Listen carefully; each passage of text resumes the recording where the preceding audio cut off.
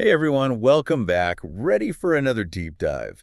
Today we're going to be exploring a really cool connection between music and art. Yeah, music and art's not something you always, think about together. Totally. But we're going to show you how they can totally intertwine. Exactly. So we're talking about how musical structure, specifically this thing called theme and variations, can actually be seen in pop art. Pop art. I know, right? It's a little unexpected. So before we get too far, can you quickly break down theme and variations for us? Like, what is it? Sure, sure. It's kind of like, think of it like a musical conversation. Okay, a conversation. Yeah, you start with a theme, which is like the main melody, like the opening statement. And then you have these variations, which are like Oh, responses. so it's not just the same tune over and over again. No, that's the fun part. The variations, they play with the theme, they add twists, they change the rhythm, maybe add some cool harmonies. So each variation is kind of like a new take on the original idea. Exactly. That's a great way to put it. It's like telling a story, but then retelling it with different voices, perspectives, or maybe even different endings, that kind of thing. I like that. Like the main idea is still there, but each variation explores it in a fresh way. Exactly. And you know what's really fascinating? This whole theme and variations thing, it's not just some random musical idea. It's been used by composers for centuries. Oh, really? I had no idea. Oh, yeah. I mean, think about classical music. One of the most famous examples is Mozart's variations on A vous dirai-je, maman. It's like taking a simple, well-known tune, you probably know it as Twinkle, Twinkle, Little Star, and then transforming it. Oh, wow. So he used Twinkle, Twinkle, Little Star as the theme. That's awesome. It is. He takes that simple melody and spins it into this like brilliant, playful piece. It's a great example of how composers use variations to like really show off their creativity. Okay, I'm officially intrigued. Yeah. But how do we actually read this musical conversation? How do we decode it? That is the question. Well, our source actually mentions this really cool system called the Kodali method. The Kodali method, okay. Yeah. And it's super fun. Instead of like traditional music notes on a staff, you use syllables, like actual sounds to represent rhythms. So like we're singing the rhythms. Kind of. The most basic one is TA, and that represents a single beat. Like tap your finger on the table when you say TA. Okay, TA.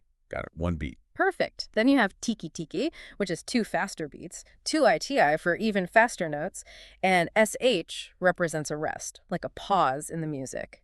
And for a longer note, you use 2 O. Wow, it's like learning a whole new language, but for music. Yeah, it makes learning rhythms so much more intuitive and engaging, especially for kids. And speaking of learning, our source also throws in a whole bunch of other musical terms. Diaphragm, melody, 34-time, 44-time phrase, rhythm, pulse, and notation. Are we going to cover all of that too? Well, we don't have to get super technical, but understanding those terms definitely helps you appreciate the music even more. Think of it like this. When you learn to bake a cake, you need to know the ingredients, right? Like what's flour, what are eggs for, how to use the oven. Okay, I see where you're going with this. So with music, these terms are like our ingredients. Your diaphragm, for example, is that big muscle you use to breathe, super important for singing and playing instruments. Makes sense. Melody is like the main tune of the song, the part you'd probably hum along to. Right, right. And those numbers like 34 and 44 time, those are the time signatures. Bingo. They tell you how many beats are in each measure of music. It's like the beat you tap your foot to. A waltz has a different feel than a march because they have different time signatures. Makes sense. Oh, and what about phrases? They're like sentences, right? Musical sentences. You got it. Phrases are groups of notes that make up a musical thought, just like words make up sentences. And where do we often hear these musical phrases come together in a really powerful way? I'll give you a hint. It's a big group of musicians. A big group. You mean like an orchestra? Ding, ding, ding. An orchestra is a whole team of instruments, each with its own unique voice. It's not just everyone playing the same thing at the same time. I know, right? It's like a giant musical puzzle. Yeah. And within the orchestra, you've got different families of instruments, strings, woodwinds, brass, and percussion. Okay, so break that down for me. What's in each family? All right, so strings are like the heart of the orchestra. You've got your violins, violas, cellos, and double basses. They all make sound by vibrating strings, either with a bow or by plucking. Oh, okay. That's why they're called strings. Oh, Duh. exactly. Then you have the woodwinds. They used to be made of wood, hence the name, but nowadays they can be made of other materials too. Interesting. So what kind of instruments are we talking about? Well, some of the most famous ones are the flute, the clarinet, the oboe, and the bassoon. They all make sound by blowing air through them, and they each have a really distinct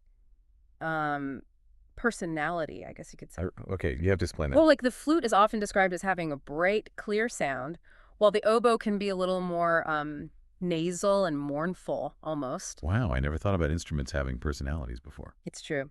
Then you've got the brass family. These are the powerful ones: trumpets, trombones, French horns, tubas. Oh yeah, the loud ones. They make sound by, buzzing your lips into a mouthpiece, and they can be really majestic and triumphant or even, kind of spooky depending on how they're played. Spooky brass. Okay, I need to hear that. It's true. And finally, you have the percussion family. This is where things get really fun because it's basically anything you can hit, shake, or scrape to make a sound. Oh, so drums, obviously. What else? Yeah, all kinds of drums: timpani, snare drum, bass drum, cymbals, but also things like the xylophone, the marimba, triangles, tambourines. Oh yeah, triangles. Those are always fun. Right, they add all these different colors and textures to the music. I'm starting to see how all these pieces fit together. So let's bring it back to pop art.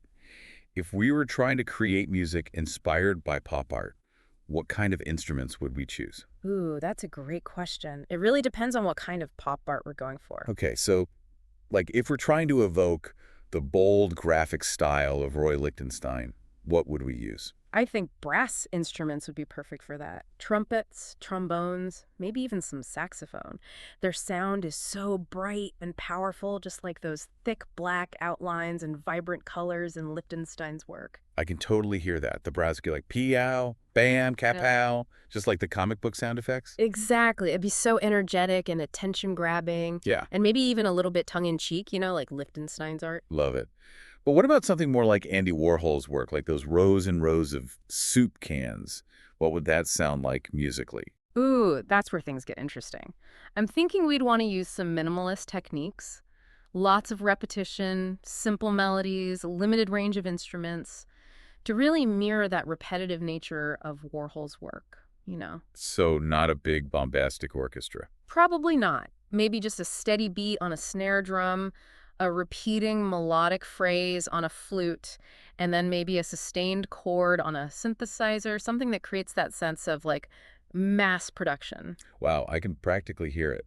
It sounds kind of hypnotic, like you could get lost in it. Exactly. Kind of like how you can get lost in those repeating images in Warhol's work.